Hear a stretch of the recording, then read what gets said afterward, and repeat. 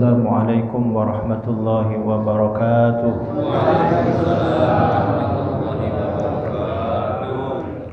Alhamdulillahi rabbil alamin, wa bihi nasta'in ala umuri dunya waddin. Wassalatu wassalamu ala hadzal nabiyil karim sayyidina wa maulana Muhammadin wa ala alihi wa sahbihi ajma'in, amma ba'du. Subhanaka la ilma lana illa ma 'allamtana innaka antal alimul hakim. Shadaqallahul azim. Al-mukarramun, para alim ulama, para asatizah, para tokoh masyarakat, para hujjaj, para sesepuh, bini sepuh yang mohon maaf tidak dapat menfakir sebutkan namanya satu persatu, namun tidak mengurangi rasa hormat dan takzim kami kepada para beliau. Bila khusus yang sama-sama kita hormati pengurus Masjid At-Taubah Al-Hikmah. Mohon maaf, ini ada pengurus At-Taubah. Kita doakan mudah-mudahan pengurus diberikan kesehatan oleh Allah Subhanahu wa taala, panjang umur dalam taat beribadah kepada Allah Subhanahu wa taala sehingga dapat melayani kita untuk beribadah kepada Allah Subhanahu wa taala. Jamaah shaimin shaimat yang dimuliakan oleh Allah Subhanahu wa taala. Alhamdulillah, dengan izin Allah pada pagi hari ini kita sama-sama dapat melaksanakan kewajiban kita menjalankan salat subuh dengan berjamaah di masjid. Beda dengan tahun-tahun sebelumnya ya. Waktu zamannya Covid, zamannya Corona itu masjid tutup, betul nggak? Di tempat saya itu masjid tutup. Ada tulisannya masjid tutup. Sholat Jumat libur, sholat tarawih libur, semuanya libur. Alhamdulillah, pada tahun ini kita sama-sama dapat menjalankan ibadah kita dengan berjamaah di masjid. Harapan kita semoga ibadah kita diterima oleh Allah Subhanahu wa taala. Salawat dan salam semoga tetap terlimpah ruah ke pangkuan junjungan alam Nabi akhir zaman, Nabi Muhammad sallallahu alaihi wasallam. Kayaknya pada ngantuk nih. Kekenyangan atau tadi malam begadang nih. Kita salawat ya biar sedikit hangat. Sallallahu ala Muhammad, sallallahu alaihi wasallam, sallallahu ala Muhammad, sallallahu alaihi wasallam. Ya Nabi salam alaika, ya Rasul salam alaika, ya Habib salam alaika.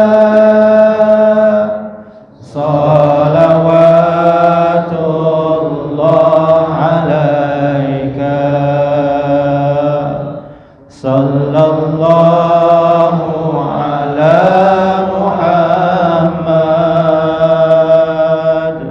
sallallahu alaihi wasallam,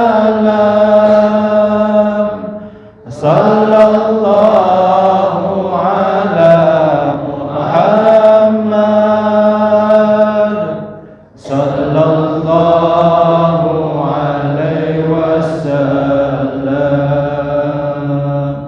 sallallahu ala Muhammad, sallallahu alaihi wasallam, sallallahu ala Muhammad, sallallahu alaihi wasallam.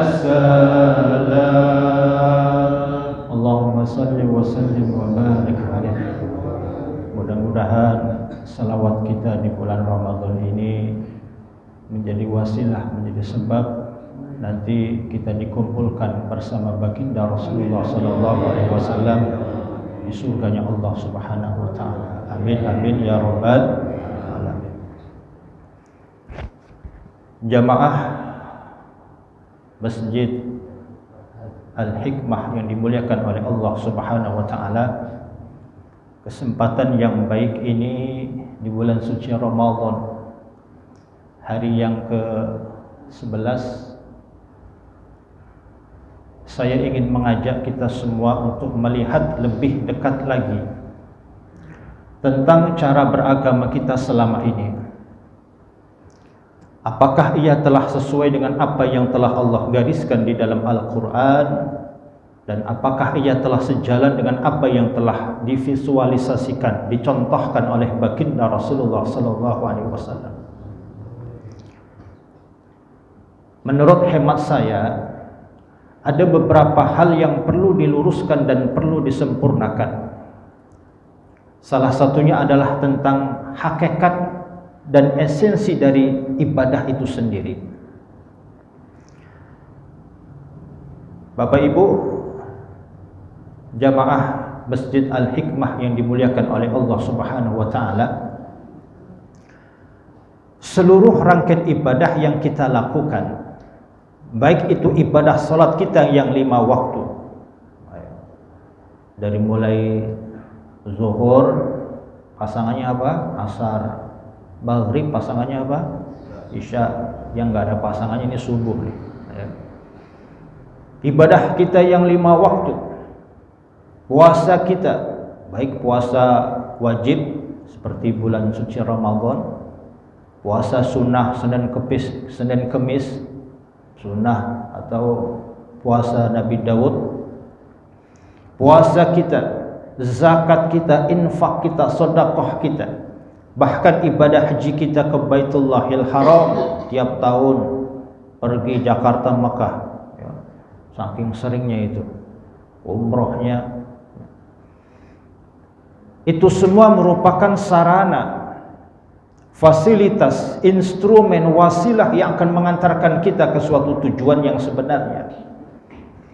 Paham Pak? Paham nggak saya ngomong ini? Ya, jangan nggak paham nih. Ya.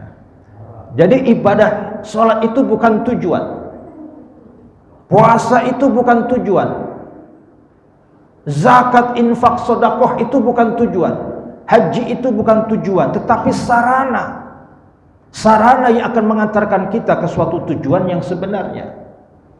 Ya, ibaratnya kalau kita gampang menggambarkan, kalau kita mau pergi ke Surabaya, kalau kita mau pergi ke Yogyakarta, kalau kita mau pergi ke Semarang, kita bisa menggunakan fasilitas apa? Bis, kereta api, pesawat, apalagi ada yang jalan kaki. Gempor kakinya ya, belum nyampe udah gempor kakinya. Bis, pesawat, kereta api adalah sarana yang akan mengantarkan kita ke suatu tujuan. Tujuannya Surabaya, Yogyakarta, Semarang. Nah, begitu juga ibadah yang setiap hari kita lakukan, itu merupakan sarana, fasilitas, instrumen, wasilah yang akan mengantarkan kita ke suatu tujuan yang sebenarnya.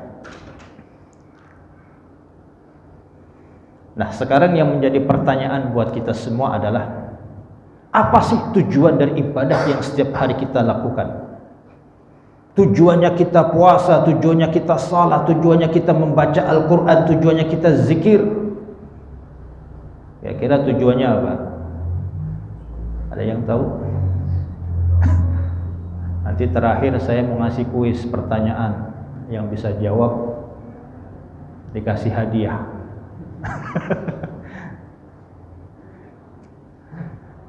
Nah, dalam hal ini para ulama kita, para pakar agama yang berkompeten di bidangnya merumuskan minimal ada 2 tujuan, 2 sasaran tertinggi yang harus kita raih dan kita gapai. Jika ini gagal kita peroleh, maka seluruh rangkaian ibadah kita menjadi ibadah yang sia-sia di hadapan Allah Subhanahu wa taala. Yang pertama, tujuan dari ibadah itu adalah takhliyah. Apa itu takhliyah? Takhliyah itu artinya mengosongkan atau membersihkan. Apa yang dibersihkan? Nih, hati. Jadi tujuan ibadah itu untuk membersihkan hati kita, tazkiyatul qalbi, tazkiyatun nafsi, untuk membersihkan hati kita, untuk mensucikan kalbu kita. Dari apa? Dari berbagai macam penyakit hati, dari berbagai macam virus kalbu yang sangat berbahaya di dalam kehidupan kita. Jadi selama ini kita takut dengan virus corona. Rupanya ada yang lebih berbahaya lagi dari virus corona, yaitu virus hati, virus kalbu. Ya. Kalau virus corona, ya imbasnya apa? Ujung-ujungnya apa? Mati ya. Ya mati, ujung-ujungnya mati di dunia. Tapi kalau virus hati, virus kalbu, tidak cuma di dunia, di akhirat kita celaka. Betul enggak? Kalau virus hati di dunia ada imbasnya. Virus hati itu seperti sombong. Kira-kira di dunia orang yang sombong disenengin enggak? Enggak. Di dunia celaka, di akhirat pun celaka. Itu imbasnya. Kalau virus hati, tapi kalau virus corona, imbas-imbasnya paling beratnya itu mati. Mati itu dengan izin Allah. Mohon maaf, selama ini kita takut dengan virus corona. Masya Allah, saking takutnya semua aspek sunnah dilanggar. Sholat jaga jarak. Wah, jaga jaraknya berapa meter? Ada 1 meter. Wah, Masya Allah, salaman takut. Apalagi banyak sunnah-sunnah Nabi yang dilanggar gara-gara virus corona. Padahal Allah sudah memberikan jaminan, ma asabakum min musibatin illa biiznillah. Tidak ada suatu musibah menimpa seseorang kecuali dengan izin Allah. Virus corona tidak akan menimpa kita tanpa izin Allah. Betul enggak? Nilai-nilai tauhid yang seperti ini yang harus kita tanamkan di dalam diri kita. Jangan takut. Innallah ma'ana. Ya. Kadang-kadang mohon maaf, tawakal kita masih kurang. Kita menggunakan masker, bagian dari tawakal, betul. Kita cuci tangan, bagian dari tawakal. Tapi tawakal zahiriyah kita. Jangan lupakan tawakal batiniyah kita. Apa itu tawakal batiniyah? Memperbanyak membaca doa, ingat sama Allah. Kita enggak, saking takutnya lupa sama Allah. Betul enggak nih Pak? Lupa sama Allah, lupa berdoa sama Allah. Ya.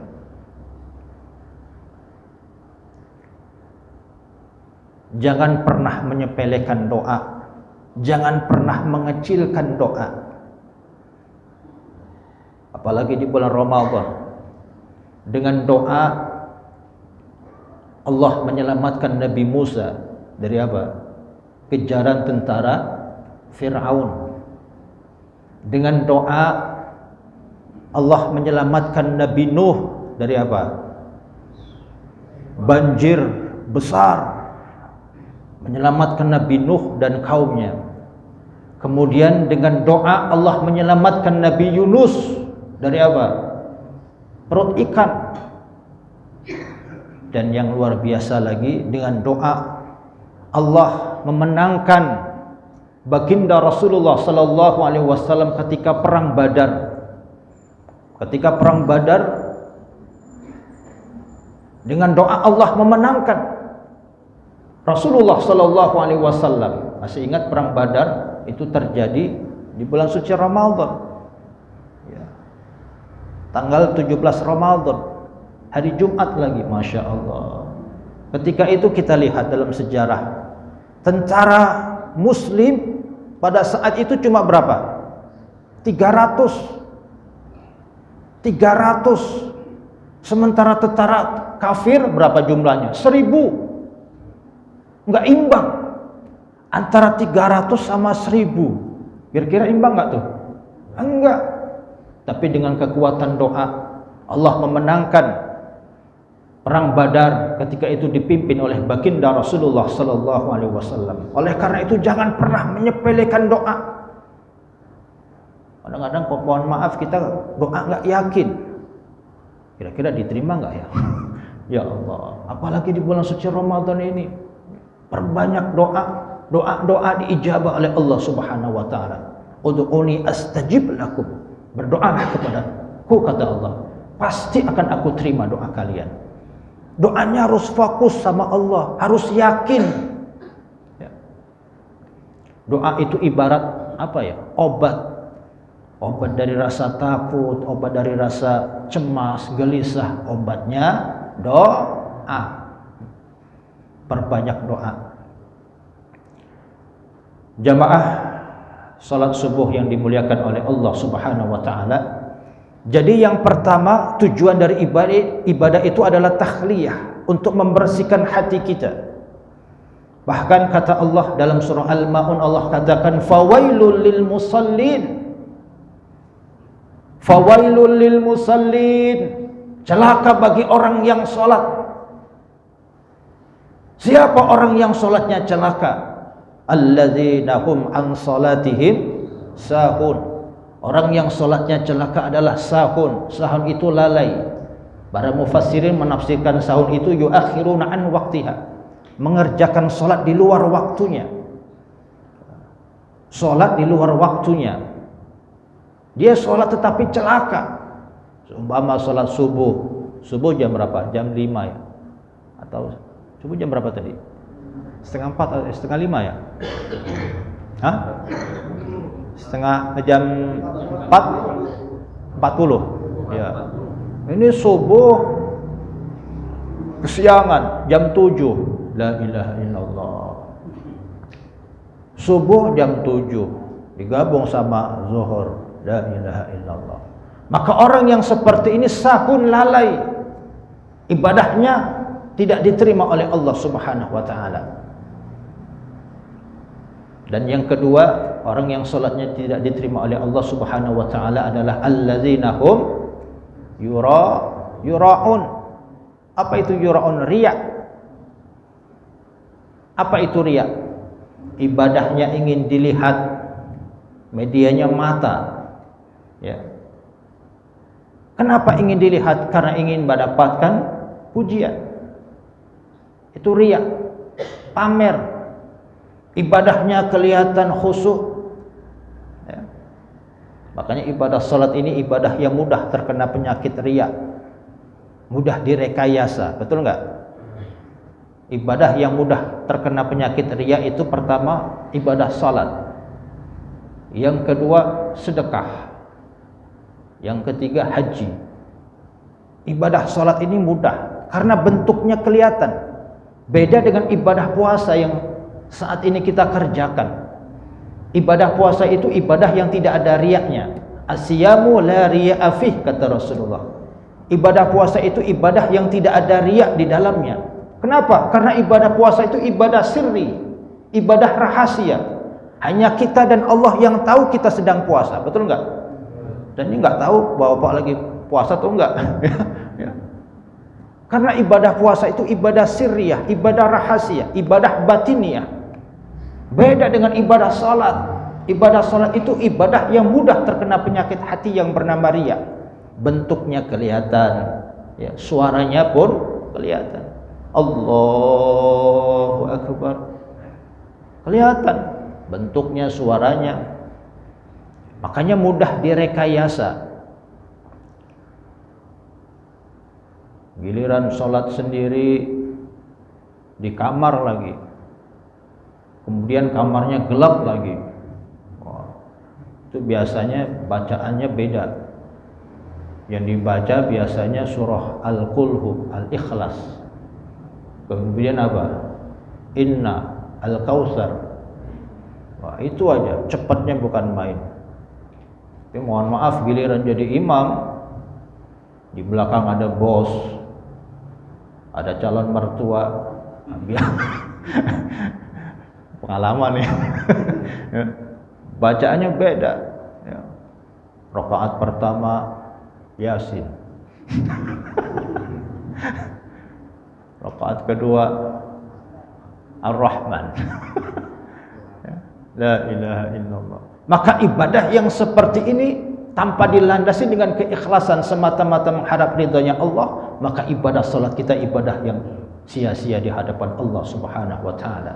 Qul inna salati wa nusuki wa mahyaya wa mamati lillahi rabbil alamin. Sesungguhnya salatku, ibadahku, hidup dan matiku semata-mata karena Allah.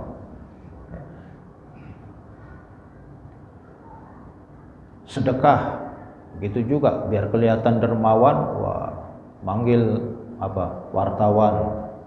Wah, saya kadang-kadang ngelihat video TikTok itu kadang lucu juga ya.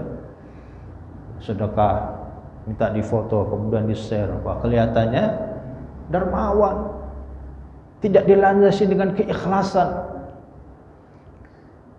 Apalagi ibadah haji, pergi haji, yang berangkat satu orang, yang nganterin satu kampung. Ibadah haji ini mudah terkena penyakit riya. Pulang haji nggak dipanggil Pak Haji, nggak mau nengok. La ilaha illallah. Karena ibadahnya tidak dilandasi dengan keikhlasan, semata-mata mengharap ridhonya Allah Subhanahu wa taala. Makanya di yaumil qiyamah nanti ada sekelompok manusia datang menghadap Allah. Ya Allah, sekian puluh tahun saya hidup di atas dunia, saya selalu beribadah kepadamu. Hari ini saya mohon kepadamu, ya Allah, mana pahala ibadah yang selama ini saya kerjakan? Apa kata Allah? Mintalah pahala kepada tetangga-tetanggamu. Bukankah dulu engkau ibadah hanya ingin mendapatkan perhatian dari tetangga-tetanggamu? Allahu Akbar. Ibadahnya tertolak oleh Allah Subhanahu wa taala karena ibadahnya tidak dilandasi dengan keikhlasan, semata-mata mengharap ridhonya Allah. Makanya ibadah puasa yang kita jalani ini mendidik dan mengajarkan kita agar kita menjadi manusia yang mukhlis, manusia yang ikhlas, berbuat semata-mata karena Allah. Mau dihormati, mau dicaci, tetap kita istiqomah beribadah kepada Allah.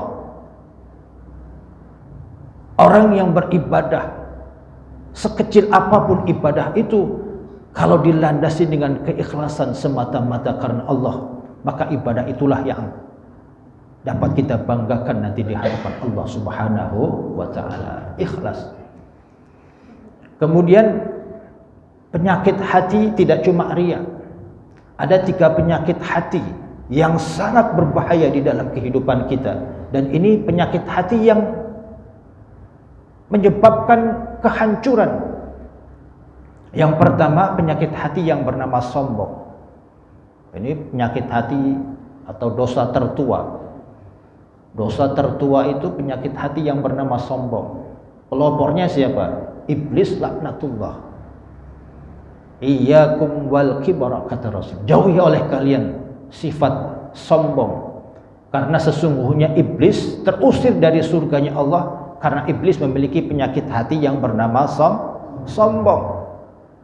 Ketika Allah perintahkan iblis untuk sujud kepada Nabi Adam, apa kata iblis? Ya Allah, saya tercipta dari api, sementara Adam tercipta dari tanah. Unsur api lebih mulia dari tanah. Itu artinya iblis sombong. Iblis yang sudah ratusan tahun beribadah kepada Allah, kesalahannya iblis cuma satu. Ketika Allah perintahkan untuk sujud kepada Nabi Adam, iblis sombong, nolak.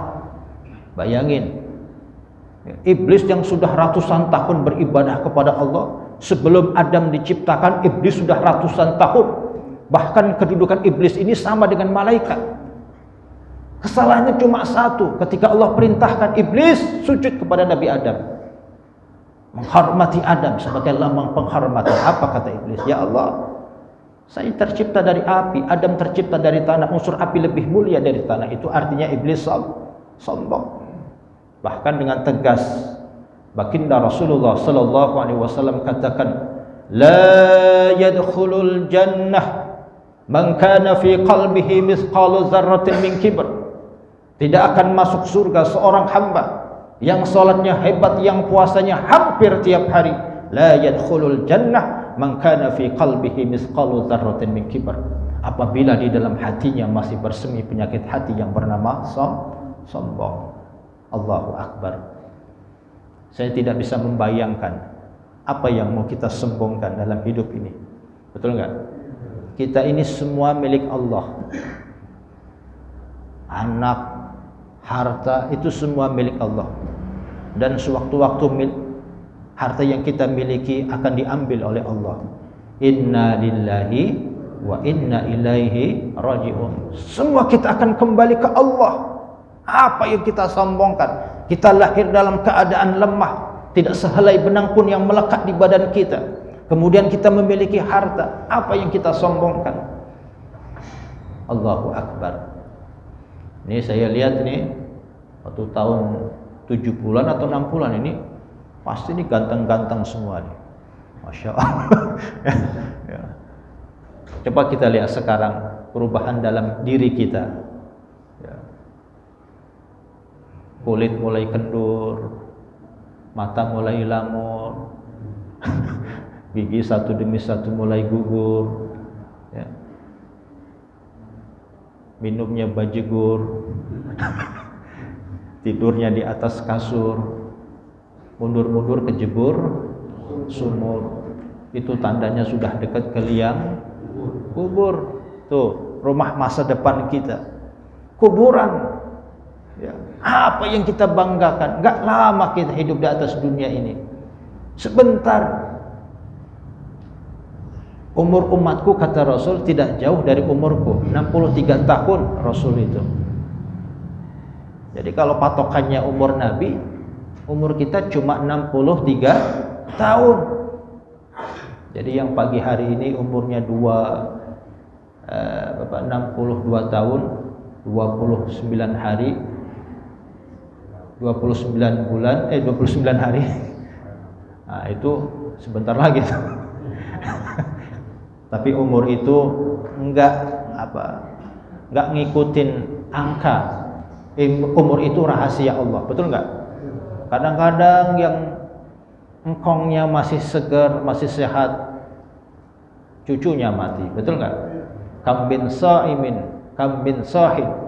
Berapa banyak orang yang sehat mati tanpa sakit, betul enggak?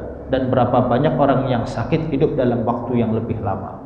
Jadi mati itu rahasia Allah. Kapan dan di mana kita mati kita enggak tahu. Yang penting kita mempersiapkan amal, bekal apa yang harus kita bawa nanti di hadapan Allah Subhanahu wa taala. Jangan sampai kita mati enggak punya bekal. Ini yang repot. Mati itu harus dipersiapkan dari sekarang. Ya. Di calon-calon mati semua, kita semua calon-calon mati. Makanya manfaatkan bulan Ramadan ini dengan sebaik-baiknya. Untuk apa? Untuk mencari bekal. Ini yang pertama. Yang kedua, penyakit hati yang berbahaya itu penyakit hati yang bernama serakah. Iyyakum wal hirsa, kata baginda Rasulullah. Jauhi oleh kalian sifat serakah. Karena sesungguhnya Nabi Adam tercampakkan dan terpisah dari ibunda Hawa karena Adam memakan buah khuldi. Ini melambangkan Adam serakah. Maka penyakit hati yang bernama serakah ini berbahaya. Dan yang ketiga, penyakit hati yang berbahaya itu adalah penyakit hati yang bernama hasad. Hasad itu iri dengki. Iyyakum wal hasada fa innal hasada yaqulul hasanat kama ta'kulun narul khataba. Jauhi oleh kalian sifat hasad, karena sesungguhnya sifat hasad itu memakan amal kebaikan seperti halnya api memakan kayu bakar. Kita salat, kita puasa, kita membaca Al-Qur'an, kita zikir, tetapi kita masih memiliki sifat hasad, maka sifat hasad itu memakan amal kebaikan seperti halnya api memakan kayu bakar, bers, hilang tak berbekas. Allahu Akbar. Ini luar biasa penyakit hasad ini. Bahkan hasad ini bagian dari syirik, dosa besar. Orang yang hasad tidak menerima ketentuan Allah. Orang yang hasad tidak menerima takdir dari Allah, maka ia bagian dari syirik. Syirik itu ada dua, Pak. Ada syirik jali, ada syirik khafi. Kalau syirik jali itu syirik yang terang-terangan, ya. Dia nggak nyembah Allah tapi nyembah matahari, nyembah pohon. Itu namanya syirik jali, syirik yang jelas. Tapi hasad ini bagian dari syirik khafi, syirik yang tersembunyi. Dia tidak menerima takdir dari Allah.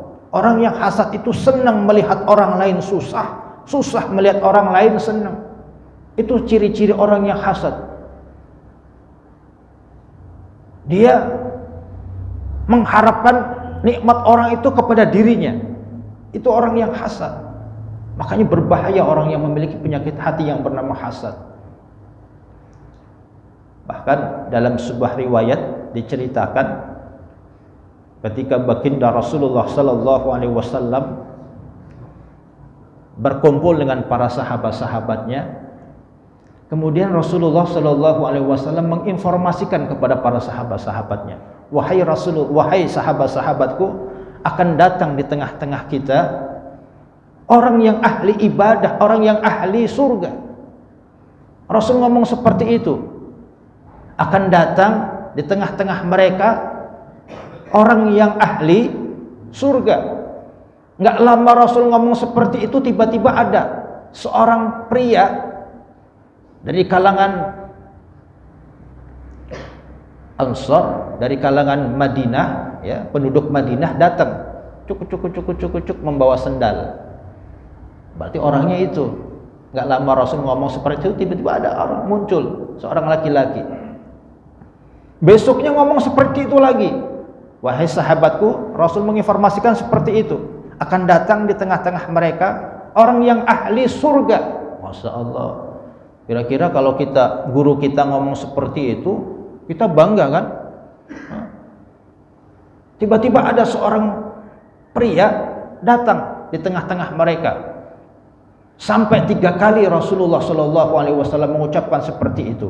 Akan datang di tengah-tengah mereka orang yang ahli surga. Ada salah seorang sahabat penasaran dengan orang ini nih, orang asli Madinah, ya, penasaran. Kemudian diteliti apa kehebatan orang ini sampai Rasulullah mengucapkan bahwa dia ini orang yang ahli surga.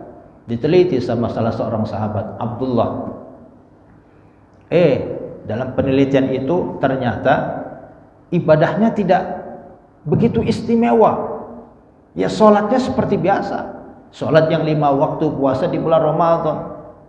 Sholatnya sholat yang wajib aja ibadahnya. Tapi kehebatan orang ini yang katanya Rasul ahli surga, ternyata kehebatannya, ternyata dia tidak memiliki penyakit hati yang bernama hasad. Masya Allah. Jadi orang yang hasad ini orang yang dijamin masuk surga, kata baginda Rasulullah Sallallahu Alaihi Wasallam. Jamaah salat subuh yang dimuliakan oleh Allah Subhanahu wa taala. Jadi ibadah yang setiap hari kita lakukan untuk membersihkan hati kita, untuk mensucikan kalbu kita. Dengan rajinnya kita puasa akan hilang serakahnya. Dengan rajinnya kita salat akan hilang sombongnya. Itulah tujuan dari ibadah yang setiap hari kita lakukan.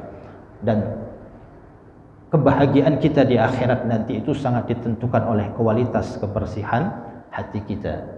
Yauma la yanfa'u malun wala banun illa man atallaha biqalbin salim. Pada hari di mana tidak berguna lagi harta dan kekayaanmu, pada waktu di mana tidak bermanfaat lagi anak dan keturunanmu, illa man atallaha biqalbin salim, kecuali kamu datang ke hadapan Allah dengan berbekal hati yang salim, hati yang bersih. Jadi tujuan ibadah itu untuk membersihkan hati, untuk mensucikan kalbu kita. Jelas, Pak? Ini yang pertama. Jadi tujuan ibadah itu untuk membersihkan hati. Masih ada satu lagi. Ini kayaknya pada lemes semua nih. Ya, sekali lagi kita salawat lagi ya, biar agak sedikit semangat. Salawat ini ya sering dibaca oleh Pak Haji siapa nih? Stomo di At-Taubah. Saya kemarin pernah dengar beliau membaca salawat waktu Jumatan. Salawat tibil qulub ya. Benar? Allahumma salli ala sayyidina Muhammadin tibbil qulubi wa dawaiha wa afiyatil abdani wa shifaiha wa nuril absari wa diyaiha wa ala alihi wa sahbihi wassalim. Sekali lagi, Allahumma salli ala sayyidina Muhammadin tibbil qulubi wa dawaiha wa afiyatil abdani wa shifaiha wa nuril absari wa diyaiha wa ala alihi wa sahbihi wassalim. Mudah-mudahan hati kita pada sehat semuanya. Amin. Sesuai dengan salawat yang tadi kita baca, tibil qulub, obatnya hati. Yang dua, tujuan dari ibadah itu adalah tahliyah. Yang pertama tahliyah pakai kha, yang kedua tahliyah. Tahliyah itu hiasan. Hiasan apa? Hiasan akhlak, hiasan budi pekerti. Jadi tujuan ibadah itu untuk menghias akhlak kita. Dengan rajinnya kita sholat akan semakin baik akhlak kita. Dengan rajinnya kita puasa akan semakin sayang kita kepada fakir miskin, cinta kepada anak yatim. Itulah tujuan dari ibadah yang setiap hari kita lakukan. Mohon maaf, selama ini kita mohon maaf, kita hanya mengejar hablum minallah, tetapi kita melupakan hablum minannas. Gambarannya apa? Salat. Ketika salat berjamaah seperti tadi, kita tidak cuma berhablum minallah, tetapi kita juga berhablum minannas. Iza amma ahadukumun nas falyukhaffif, kata Rasulullah. Apabila kalian menjadi imam, falyukhaffif, maka ringankan salatnya, sederhanakan salatnya. Fa inna fihimul kabir, kata Rasul. Karena di antara mereka ada orang tua, was-saghir, anak kecil, wad-dhaif, orang yang lemah, orang yang sakit, wazal hajat, dan orang yang memiliki keperluan hajat. Jadi ketika sholat kita tidak cuma berhablum minallah, tetapi kita juga berhablum minannas. Makanya orang yang paling ringan sholatnya ketika menjadi imam itu baginda Rasulullah Sallallahu Alaihi Wasallam.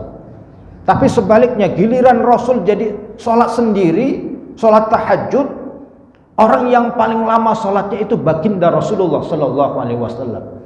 Ada salah seorang sahabat pernah ngintip sholat malamnya Nabi, diintip sholat malamnya Nabi, namanya Huzaifah bin Yaman, diintip sholat tahajudnya Nabi. Ketika diintip rakaat pertama, kata Huzaifah, Rasul itu rakaat pertama yang dibaca apa? Surah Al-Baqarah. Ada yang tahu surah Al-Baqarah ada berapa ayat? 286 ayat kalau nggak salah. Makanya surah yang paling panjang itu surah Al-Baqarah. Dibaca surah Al-Baqarah sampai tuntas. Kemudian dilanjutkan surah berikutnya apa? Surah Ali Imran. Ya. Ali Imran berapa? berapa ayat? 200 ayat kalau nggak salah, ya. Selesai. Diteruskan kembali sama Rasul. Surah apa? An-Nisa. An-Nisa 100 berapa tuh? 76 atau berapa, ya? 3 surah panjang dibaca dalam 1 rakaat. Masya Allah. Kemudian ruku. Lamanya ruku sama seperti lamanya berdiri. Kemudian i'tidal, sami Allahu liman hamidah. Lamanya i'tidal hampir sama dengan lamanya ruku. Begitu seterusnya, Allahu Akbar. Makanya Ibunda Aisyah mengatakan Rasul kalau sholat malam itu sampai bengkak-bengkak kakinya karena saking lamanya. Dan tolong dicatat, nah ini catatan buat kita. Rasul lama seperti itu kalau lagi sholat sendiri, nggak ada hubungannya dengan hablum minan nas. Tapi giliran jadi imam, orang yang paling ringkas sholatnya adalah baginda Rasulullah Sallallahu Alaihi Wasallam. Karena ketika kita berjamaah ada orang tua yang nggak kuat berdiri, betul nggak?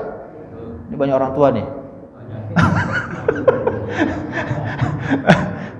Apalagi beda ya kalau kelompoknya kita lagi sholat berjamaah, kelompoknya kita punya komunitas sendiri yang suka kalau baca surah itu kayak di Mekah itu ya panjang-panjang, nggak ada masalah. Kalau di sini kan ya kasihan yang tua-tua, betul nggak?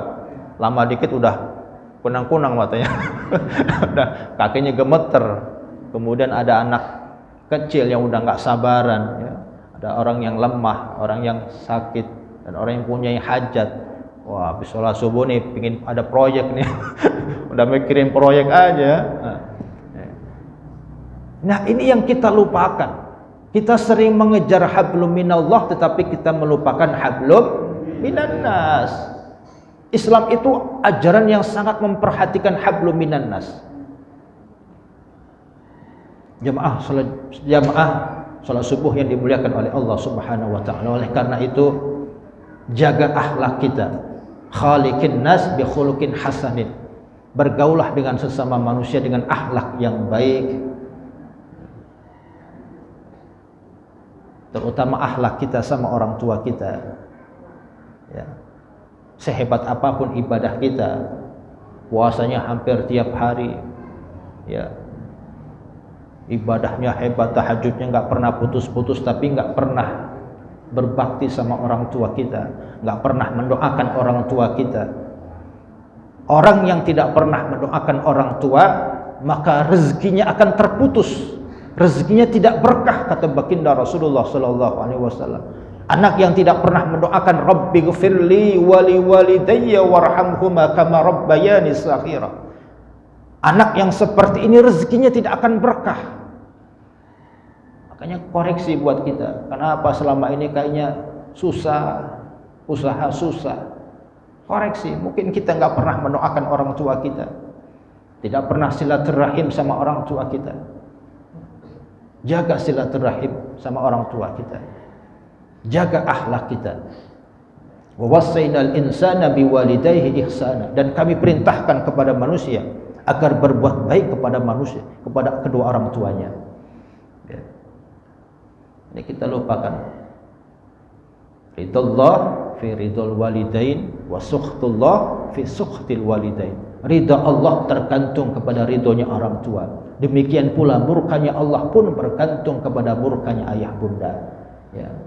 Makanya kalau Allah sudah ridho, enak hidup kita, betul nggak? Hidup kita akan bahagia kalau Allah ridho. Doa-doa kita akan diijabah oleh Allah Subhanahu wa taala. Kehidupan kita akan bahagia dunia akhirat, syaratnya Allah ridho. Bagaimana untuk mendapatkan ridho Allah? Berbakti sama kedua orang tua kita.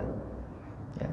Makanya anak biar pinter, kaya, tapi tidak pandai berbakti sama kedua orang tuanya, maka hidupnya tidak akan bahagia dunia akhirat. Karena apa? Baginda Rasulullah Sallallahu Alaihi Wasallam pernah ditanya, ya Rasul, siapa manusia yang harus dihormati di atas dunia ini ya Rasul? Ummuka, summa ummuka. Ibu. Ibu dibaca, ibu disebut 3 kali, Pak.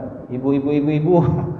Bapak cuma 1. Kemudian bapak 3:1. Makanya ibu muliakan. Kenapa ibu lebih mulia? Alam rahim, alam kandungan. Kalau bapak-bapak kan bukan yang mengandung, betul nggak? Yang ngandung ibu. Bapak kan cuma produksi doang. Ya. Yang susah itu ibu melahirkan. Inilah bedanya orang ibu dan bapak. Karena ibu itu yang melahirkan. Ngelahirin itu susah. Tanya sama ibu-ibu yang di atas itu. Ngelahirin itu susah. Taruhannya mati, betul nggak? Kalau nggak hidup, mati. Allahu Akbar. Tahliyah, hiasan akhlak, hiasan budi pekerti, terutama akhlak kita sama orang tua kita. Tolong dicatat, sebaik apapun ibadah kita, sebanyak apapun ibadah kita, kalau kita tidak pandai berbakti sama kedua orang tua kita, maka ibadah kita akan sia-sia di hadapan Allah Subhanahu wa ta'ala. Hanya ini yang dapat kami sampaikan karena sudah hampir jam 6. Dan terakhir, yang tadi sudah saya sampaikan di awal, saya akan memberikan pertanyaan. Yang bisa jawab pertanyaan saya kasih hadiah. Nah, ini biar segar semua nih. Bisa dimulai pertanyaannya. Siapa yang bisa menjawab ya, saya kasih hadiah ya. Hadiahnya perlu disebutin nggak nih?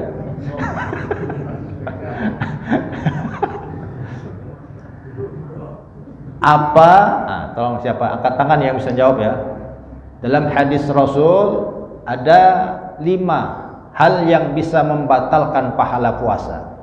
Tolong dicatat ya, bukan membatalkan puasa, tetapi yang membatalkan pahala puasa, yang bisa merusak pahala puasa. Ada 5. Apa saja? Ya, silakan. Siapa yang jawab? Angkat tangan. Ada 5 yang bisa merusak pahala puasa kita, yang bisa merusak ibadah puasa kita. Ayo silakan yang bisa jawab. Saya kasih uang. Sudah saya siapkan betul. Uangnya 100.000. Lumayan. Bisa buat beli bisa buat beli apa tuh, pacar Cina. Silakan. Ini uangnya nih. Ada 5 kata Nabi yang bisa merusak pahala puasa. Bukan yang membatalkan puasa ya, tetapi ini yang membatalkan pahala puasa. Kata Nabi kan, apa kata Nabi? Kam min shaimin laisa lahu min siyamihi ilal ju' wal atas. Berapa banyak orang yang puasa tetapi tidak mendapatkan ibadah dari puasa itu kecuali lapar dan haus. Nah, apa? Ada 5. Gampang kan ini ya. Tiap tahun kita sering mendengarkan mungkin guru-guru kita ceramah, atau mungkin kita pernah membaca buku yang membatalkan 5 hal yang membatalkan pahala puasa. Di antaranya siapa yang jawab? Itu di belakang udah angkat tangan tuh.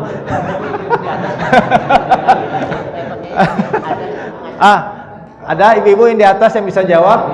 Ada 5 hal perkara yang bisa membatalkan pahala puasa kita. Ada? Entar belum. Siapa Bu namanya Bu? Satu apa Bu? Ria. Terus apa?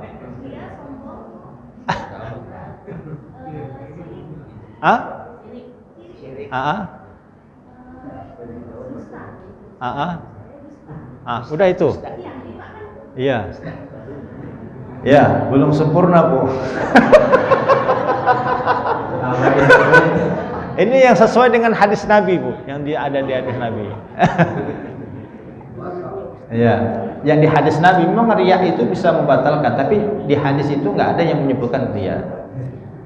Ada lagi, ada 5. Tadi ibu udah ada yang, sebagian udah ada yang tepat. Ada sebagian udah ada yang tepat. Kalau ghibah betul, apa ghibah terus? Apa lagi?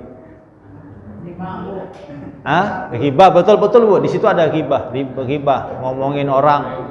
Apa? Kalau munafik di situ nggak ada ya hadis Nabi.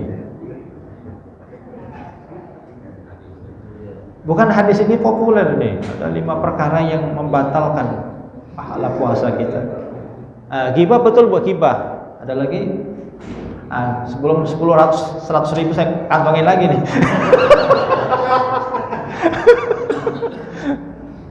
Ayo, atau saya tambah lagi nih hadiahnya.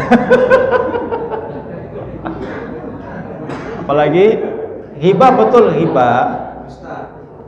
Iya. Bapak lagi ntar lagi ya. Ibu, saya putus saya kembali ke Bapak. Yang atur Pak, teratur ya. Pertama, ghibah masih apa? Ghibah. Dusta al-kadzib, dusta atau berbohong, ya. Amarah, ya, namimah atau amarah. Terus yang 4 ini disebabkan oleh mulut kita. Yang satu bukan. Yang satu yang satu lewat mata. Saya kasih bongkaran nih. Yang satu lewat mata kita. Yang satu lewat mata, yang 4 ini lewat omongan seperti ghibah. Iya, tepatnya apa? Tepatnya itu apa? Zina mata apa tepatnya? Apa? An-nazaru bisyahwat. Itu. An-nazaru bisyahwat. Ngelihat dengan syahwat. Itu yang bisa membatalkan pahala puasa kita. Lagi sore-sore ngabuburit, naik motor. Pas di depan ada cewek cakep. Kemudian timbul rasa apa? Nafsu. Itu yang bisa membatalkan pahala puasa kita. Ngelihat dengan nafsu syahwat. Itu yang bisa membatalkan. Yang 4 ini nih. Ini lewat mulut semua. Apa? Ayo, siapa yang mau jawab nih? Yang 4. Ghibah benar ghibah. Iya. Ada masih 3 lagi.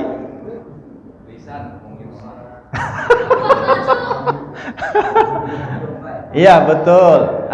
Terus ghibah sumpah palsu tuh betul. Nyontek aja.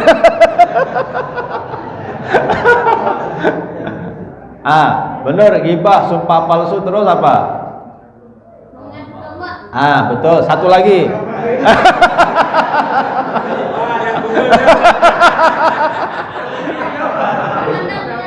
Betul tadi memandang nasab. Satu lagi apa?